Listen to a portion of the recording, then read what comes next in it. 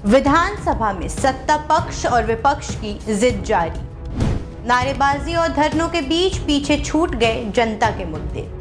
6 दिन तक व्यर्थ बहाए गए करोड़ों रुपए। 6 दिनों बाद आखिरकार खत्म हुआ गतिरोध।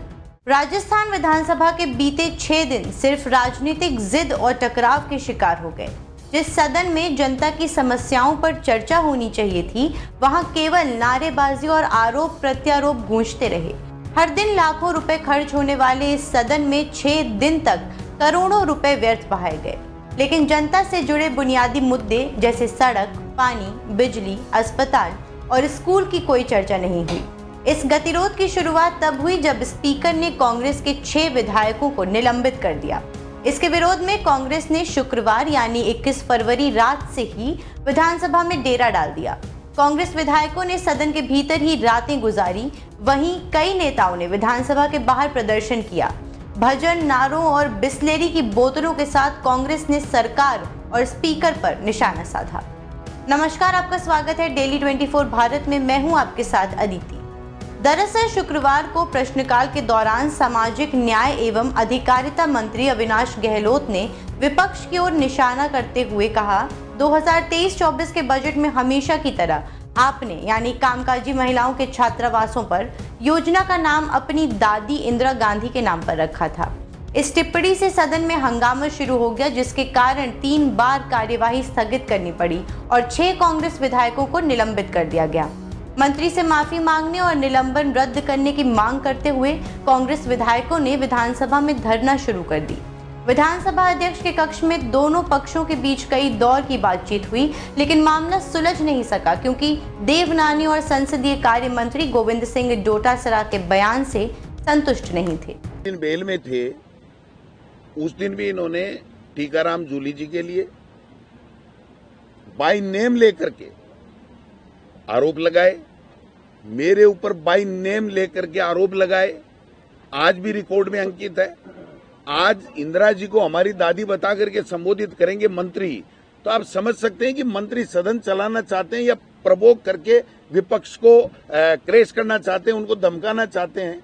जब अधिकारियों ने फर्जी आंकड़े दे दिए, ये शब्द 1 सेकंड में डिलीट हो सकता है माननीय अध्यक्ष के द्वारा, तो हमारी दादी इंदिरा गांधी बताना जो असंसदीय था, जो सदन की सदस्य नहीं, भारत रत्न।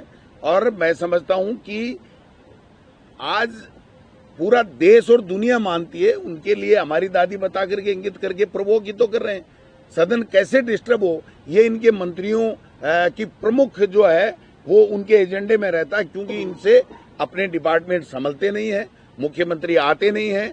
और जो हमने देखा है पिछले 5-4 रोज से, हमने देखा है कि माननीय स्पीकर साहब को भी सरकार ने पूरा दबाव में लेकर के और उनसे वो फैसले कराना चाहते हैं जिससे विपक्ष बोल नहीं सके। इस पर सचिन पायलट ने भी अपनी राय रखी।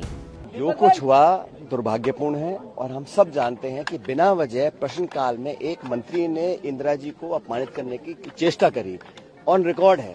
हमारी मांग इतनी थी कि वो जो वक्तव्य उनका था इंदिरा जी के बारे में, उसको विड्रॉ करें, एक्सपंज करें, अपना खेद प्रकट करें। तो बहुत बड़ी बात नहीं है, लेकिन बात यह है कि देश की संसद में अम्बेडकर जी का अपमान होता है, राजस्थान की विधानसभा में इंदिरा जी का अपमान होता है। हम लोग अगर डिमांड करते हैं कि उसको एक्सपंज किया जाए तो विधायकों को निलंबित किया जाता है बिना नोटिस के। और निलंबन के बाद जब ये सहमति बन गई थी कि दोनों पक्षों से खेद प्रकट किया जाएगा, हमारी तरफ से नेता प्रतिपक्ष जूली जी, हमारे प्रदेश अध्यक्ष डोटासरा जी, वरिष्ठ विधायक पारिक साहब, सबने खेद प्रकट किया और ये सब तय हो चुका था। 6 दिन बाद आखिरकार गतिरोध खत्म हुआ। कांग्रेस के 6 विधायकों का निलंबन रद्द कर दिया गया और मंत्री की टिप्पणी भी कार्यवाही से हटा दी गई। नेता प्रतिपक्ष टीकाराम जूली और मुख्यमंत्री भजनलाल शर्मा ने इसे लोकतंत्र की जीत बताया। लेकिन असल सवाल ये है कि जनता के मुद्दों पर इन 6 दिनों में कोई चर्चा क्यों नहीं हुई? यदि यही समझौता पहले हो जाता तो प्रदेश की जनता के मुद्दों पर चर्चा हो सकती थी। राजनीति की हार जीत से ज्यादा बड़ा सवाल ये है कि विधानसभा का बहुमूल्य समय और जनता की समस्याएं यूं ही बर्बाद हो गईं। अब ये जरूरी है कि आगे के सदन को जनता की आवाज के लिए इस्तेमाल किया जाए ताकि वास्तविक समस्याओं का समाधान निकल पाए। सदन की कार्यवाही को सुचारू रूप से चलाने के लिए सरकारी मुख्य सचेतक जोगेश्वर गर्ग ने विधानसभा अध्यक्ष के सामने निलंबन वापस लेने का प्रस्ताव पेश किया। विधानसभा अध्यक्ष ने इस प्रस्ताव को स्वीकार कर लिया, जिसके बाद 6 विधायकों का निलंबन रद्द कर दिया गया, जिसमें गोविंद सिंह डोटासरा, रामकेश मीणा, हाकम अली खान, जाकिर हुसैन गैसावत, संजय कुमार और अमीन काजी शामिल थे। गतिरोध समाप्त होने से पहले पूर्व मुख्यमंत्री अशोक गहलोत ने विधानसभा के बाहर संवाददाताओं से कहा, ये समाप्त होना चाहिए ताकि विधानसभा में बहस हो सके।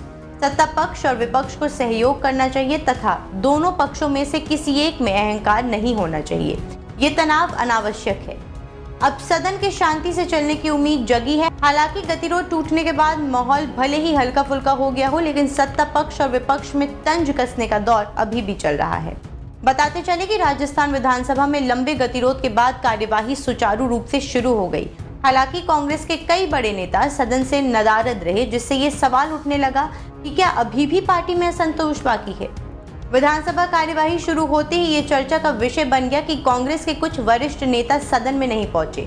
गोविंद सिंह डोटासरा, पूर्व मुख्यमंत्री अशोक गहलोत, सचिन पायलट, शांति धारीवाल, राजेंद्र पारीक, श्रवण कुमार, हाकम अली, रामकेश मीणा समेत कुछ अन्य विधायक सदन में नदारद रहे। उनकी गैर हाजिरी को लेकर ये अटकलें लगाई जा रही कि क्या गतिरोध खत्म होने के बावजूद कुछ विधायकों के मन में अब भी नाराजगी बनी हुई है। वहीं गतिरोध खत्म होने के बाद विधानसभा की कार्यवाही में विधायकों ने अपने अपने क्षेत्र की समस्याओं को उठाया। विधायक जसवंत यादव ने बहरोड विधानसभा क्षेत्र में रोडवेज बस स्टैंड के निर्माण को लेकर सवाल उठाया। इसको लेकर मंत्री डॉक्टर प्रेमचंद बैरवा ने जवाब दिया कि बस स्टैंड के लिए जमीन अधिग्रहण की प्रक्रिया चल रही है। जमीन पर स्थानीय लोगों की आपत्तियां दर्ज कराई गई हैं, जिसकी रिपोर्ट आने के बाद निर्माण कार्य शुरू किया जाएगा।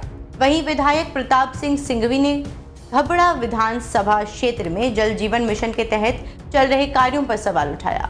इस दौरान नेता प्रतिपक्ष टीकाराम जूली ने शिक्षा विभाग में नियुक्तियों को लेकर सरकार को घेरा। उन्होंने सवाल किया कि बीजेपी ने अपने घोषणा पत्र में शिक्षा विभाग के सभी रिक्त पद 1 साल में भरने का वादा किया था, वो अब तक पूरा क्यों नहीं हुआ। इस पर शिक्षा मंत्री मदन दिलावर ने जवाब दिया कि कांग्रेस सरकार ने भी एक पद स्वीकृत नहीं किया था। अब देखना ये होगा कि सदन का माहौल कैसा रहता है आगे। फिलहाल के लिए इतना ही। आगे की जानकारी के लिए देखते रहें डेली 24 भारत।